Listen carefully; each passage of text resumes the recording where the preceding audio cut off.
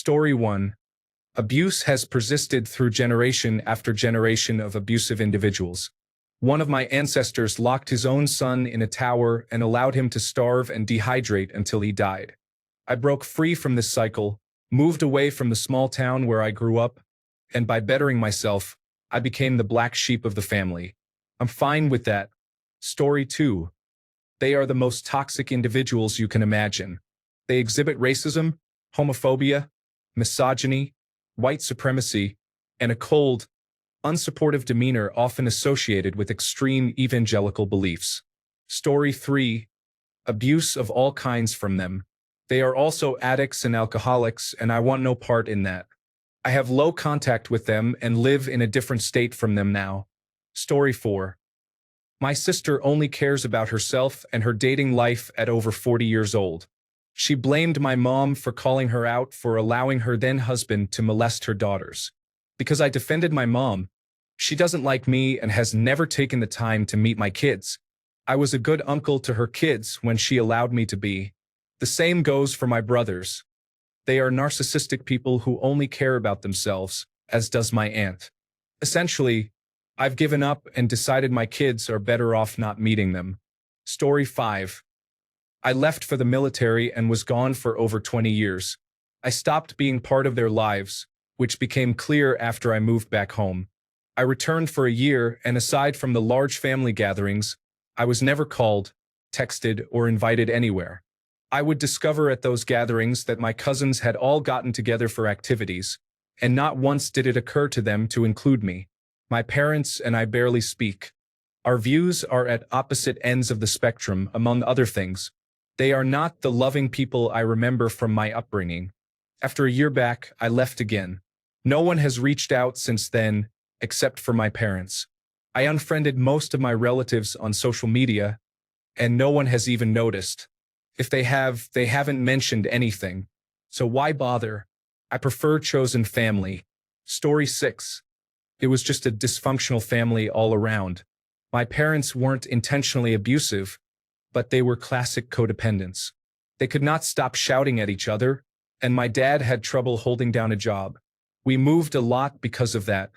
My parents would take their bad days out on us and mock every little thing I did or tried. I had to fight to be allowed to join sports teams. I also didn't get along with my siblings. There were no dramatic incidents, but my family was like Jell-O that didn't gel. I moved out a long time ago and married a loving, caring woman and never looked back. Oh, and they are supporters of Donald Trump and proud of it. That didn't exactly help. Story 7. Abuse, mental, physical, emotional. I went into foster care at 17 due to it, which is significant. My mother and brothers would regularly try to provoke me into harming myself, among other things. It hurts, but being free of them has been one of the best decisions I've ever made. I am also transgender and queer, which effectively ended any potential reconciliation, which I don't want at this point anyway. Interestingly, the only family member I am not estranged from is my father, who was an enabler but did genuinely care about me. My mother actually tried to alienate us from him due to his addiction issues and her manipulation. When I reconnected with him, he was supportive of my identity and apologized for the mistakes he made while I was growing up. He made a serious effort to improve and change and did not make excuses for the ways he hurt me. We are very similar, and that is part of why my mother resented me. I know my mother probably tells stories about me that omit important reasons. She frames me as the problem in the family. She never acknowledged her own issues and responsibilities, which explains her behavior. It's saddening. Story 8. My mom. I tried giving her another chance, and when I told my dad about the abuse she had inflicted while he was at work, he said, "Well, you know she's been through a lot." She chose to be spiteful and forced him to decide whether to show up for my engagement party or stay with her. Story 9. I'm not sure I will ever fully know. However, I do know that I dislike myself a lot less now that I'm not constantly seeing myself through their eyes. Story 10. I don't think I could type it all out. They are toxic and bring stress and pain to me and my family that my husband and I created. Story 11. Father is struggling with substance abuse and refuses help. He becomes verbally defensive and raises his voice when the issue is mentioned. I decided to express my frustration by telling him to figure it out himself. Story 12. My paternal grandmother is a narcissist. My father is her favorite, and both of my siblings have absorbed a variety of her traits that are not worth the pain. Story 13. My childhood was marked by violence and abuse. I manage these issues when necessary, but that is the extent of my involvement. I broke the cycle. Story 14. Abuse, like most, has been mental and emotional for me. The physical abuse came when my second stepfather became inappropriately sexual towards me. He would make comments about my body and pinch my sides. One time, when they discovered I was self-harming, they made me sleep between them. He kissed my neck and spooned me the entire night. I won't detail all the other things I escaped from, but I found a way out. Story 15. My mother was abusive in every sense of the word. It has been 9 years since I last saw her. I went no contact because she has a way of putting someone in a dark place. Story 16. I was groomed. My father blamed me for verbal and academic abuse throughout high school. My mother was complacent. There were other issues, but that is the main one. I am in college now and rarely talk to my parents. I avoid their house whenever possible. Even though they miss me and want me around, the memories are too painful. Story 17. I don't talk to my family because of past abuse. After my divorce, no one reached out to check on me. Story 18. Because I wish to be estranged from some of them. Anyone can forgive anything. Some things are harder than others. However, we can choose to forgive or not, and both choices are valid. Do not let your past dictate your future. Choose. Story 19. Different values make relationships difficult. I don't believe a college degree is necessary for a successful life. I do not identify as a conservative Christian like my family of origin, nor as a Muslim who has traveled extensively, unlike my husband's family. I appreciate dogs and cats, long walks, meditation, and being in nature. They have different interests, and there isn't much reason for our paths to cross. Story 20. I am not estranged as such. I just maintain a healthy distance.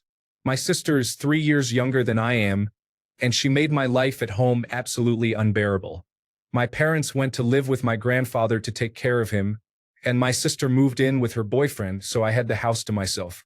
However, she kept coming home to do her laundry, take showers, and eat all my food. I was paying for my own gas and electricity, which she was also using. She stole my clothes yet criticized my fashion sense, and she became both physically and mentally abusive. My parents never took my complaints seriously and did not address her behavior. Now my mother keeps insisting that I get in touch with my sister because, apparently, she is my sister after all. I refuse to allow that level of toxicity into my life again. I have been living 90 minutes away from home with my partner and very rarely visit. I have become the scapegoat in this situation, perceived as the daughter who does not care and does not bother to visit. This is my family dynamic in a nutshell. Story 21. Abuse and neglect. My mother committed suicide when I was 9. Prior to that, she had attempted murder-suicide twice with me. After her passing, my narcissistic father lost his only means of control, which meant that I became his plaything. I was molested, hit, starved, and neglected. He gaslit me and dismissed me endlessly. Those who were part of our community continued to turn a blind eye and also participated in bullying a child. I barely graduated high school and slipped through every crack possible. My last experience with him involved him punching me repeatedly in my upper body. His anger meant that he couldn't even hit straight. I threatened to call the police. He looked me in the eye and said, "Do it. I've never been arrested before, which means I'll get out fast, and I'll be right back for you." I knew then and there that I was done. When I was 20, I ran away and blacklisted my name at the university I was attending. The next year, I was finally naturalized and changed my name. It will be 15 years of no contact this winter. I have created a life where I now thrive. I know exactly where he is and where he works now. He still lives in the same house and drives the same car. He knows nothing about me, and I find power in that. Story 22. I am not my dad's biological child. To be clear, he raised me, educated me about many things, and was a good father. He provided for me. I never connected with his side of the family, and even he didn't visit them often. I suppose I was tolerated and never made to feel like an outsider, but I was easily forgotten. Oh, we forgot to invite you to this, etc. I firmly believe that it wasn't intentional, but it still hurt. Eventually, they stopped reaching out as much, and I did as well, and the relationship faded away. I have relatives I don't even know about. My mom was somewhat of a black sheep, but I got along with her side Irish for a time. However, our interests diverged over the years. Any gathering was dominated by sports, sport discussions, and an excessive amount of alcohol. They seem unable to enjoy themselves without drinking too much. I dislike most sports and only drink to fit into situations where it feels necessary. I don't use alcohol recreationally and never drink purely for pleasure. We simply have nothing in common, so the relationship dwindled. Story 23. I am still in contact with my parents, but not my brother due to a dispute over a decision I made some years ago. I actually like my husband's family overseas. They welcome anyone, and they are genuinely good people. The family in the United States became estranged from me after a series of events where I did not feel like a welcome part of their lives. It is a long story, and we are better off not being in contact with one another. Story 24. Verbal abuse and violence are unacceptable. Using Trump as an excuse is just convenient. Those individuals were ignorant bigots, and I regret tolerating their behavior for so long. Story 25. Abuse and morally questionable individuals exist, particularly on my mother's side. I haven't heard from my half-sister and father in years. Story 26. My family of origin is affected by personality disorders, alcoholism, and associated abuse and screaming. The situation was further amplified by the influence of Donald Trump. I maintain low contact and live 5 states away. Story 27. My father is an abusive alcoholic who causes me trauma whenever I open the door even a little. He texted me on Christmas saying, "Die you." I was with his mother, my grandmother, in the hospital at the time. Every time I think about that, I just shake my head. What a narcissistic person. Story 28. My father's family didn't believe he was abusing my brother and me, while my mother's family distanced themselves after I revealed my grandfather's actions towards me. Story 29. I tried to get my family members to take accountability for emotionally abusing me. One refuses to even try, while another told me she doesn't have anything to take accountability for regarding actions she didn't know she was doing because she's human. She mentioned that up until her last email to me. She was only saying what she thought I wanted to hear so that I would stop being mad at her. Ultimately, I decided to cut off contact when I realized I couldn't trust anything she said. Story 30. I didn't choose the heroin addiction or selling, nor did I abandon my children when they were born. Story 31. I had a significant falling out with my family, resulting in being excommunicated by my mother. This happened after I spent a year feeling lost after quitting my job as a financial advisor, which contributed to my depression. I struggled with many issues during that time and often behaved poorly. An argument with my parents arose regarding my future. I lashed out at them and said things I will regret for the rest of my life. My dad didn't deserve that. To this day, my mom refuses to acknowledge my existence. I am now 2 years fully sober from drugs and alcohol, and I want to make amends for my past behavior. However, the damage is done. I still maintain a close relationship with my older sister and brother, though. Story 32. I was a ward of the state throughout my life, though I was unaware of it. I lived with my paternal grandmother from the age of 4. My biological father was abusive in every way. My biological mother was sexually assaulted by him when she was around 13. She gave birth to me and put me up for adoption. My grandfather adopted me, and eventually my grandmother was granted custody. My biological father died when I was 15, and my entire bloodline really didn't care. I have uncles, a large number of cousins, and their children.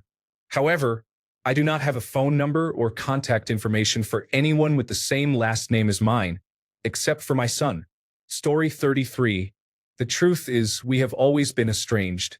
I refuse to pretend we had a good relationship like they did with their parents. Story 34. They gossip excessively, wear too many masks, and are more concerned with image than being tightly knit. When they come together, it often involves materialism and vanity. I am very private and not interested in small talk or topics like sports, celebrity drama, idolization, sex, and relationships. While these are common conversation topics, I don't care for them and prefer to avoid coming off as insincere. My family isn't necessarily bad based on my description, but I grew up seeing unhealthy dynamics that I don't mesh with. There are also a few narcissists who disrupt these dynamics even more. I want to add that some of the friends I have made feel like family to me, apart from my biological relatives. Story 35. Let me count the ways. It all boils down to their complete and disturbing lack of empathy. It's not that I don't forgive them. I understand the mechanism of this type of family system. However, to abuse a 9-year-old orphan who is grieving is a particular type of evil. Additionally, attacking me and essentially breaking my jaw when I was 4 and my sister was 13 cannot be explained as the usual sibling rivalry I have always been led to believe. The attempted murder later in life lends credence to my suspicions. Some of us have a terrible hand dealt to us, but you would never know it. Story 36. Because they hold racist views and are often associated with evangelical beliefs, many individuals from that group tend to be uninformed and lack motivation. Additionally, a significant number rely on government assistance programs for support. It is disappointing that my attempts to offer financial and other forms of help were not appreciated. They seem to remain unwilling to change their circumstances. Story 37. My brother uninvited me to his wedding 2 weeks before the event because I commented on a cousin being pregnant. He was upset that I asked since he and his wife had suffered a miscarriage. Story 38. I haven't heard from my sister in nearly 30 years because she estranged herself when we refused to give her money for her drug habit. I will also refuse any kind of reunion since she wasn't there when my parents died. A part of me thinks I'll never hear from her again, and another part thinks she will come back since I am doing well financially. Story 39. My brother was difficult to deal with while growing up. He married a woman who is equally unpleasant. He struggles to parent without resorting to yelling. He frequently speaks disrespectfully about our parents and others. His wife seems to have plans to have several children and then divorce him for financial gain. I don't feel the need to inform him about this. Story 40. After a tumultuous childhood and repeated failed attempts to establish a normal relationship with my family, I have chosen my own peace over maintaining those bonds. Although it sometimes makes me sad, I recognize that achieving a normal family relationship is unlikely. I have tried and failed too many times. Story 41. My older brother is a financial problem. He is the reason my mother cannot pay her credit card bills. He feels entitled to other people's money, runs up the miles on her car by going out with friends every night, hasn't held a job for more than 3 to 4 months, and has been draining my funds since the pandemic started. He can't take no for an answer, and it's extremely frustrating. I haven't spoken to him for a couple of months since an argument turned ugly. My parents haven't been able to address his behavior, and they're aging, both nearing 70. No amount of teaching has helped. I seem to be the only one who doesn't put up with him. My mother tells me, "He's the only one you have after we're gone. If that's who I'm going to be stuck with, I'm better off alone." Story 42. I spent a lot of time making decisions with my family in mind. It took a while, but I realized that no matter what I do, they will still make me feel worthless. When I was going through the hardest times with my partner and was on the verge of divorce, they withdrew promised support to push me to reconcile. My mother eventually recognized how serious the situation was and tries to improve, but usually can't last more than 10 minutes before reverting to old habits. My dad treats me like a lamp. We don't talk unless it's about my children or my mom is trying to communicate with me and ends up telling me I'm worthless. My dad's side of the family, except for 2 people, only reaches out when they need something. My mom's side is nicer. Story 43. My father is in a relationship with my ex.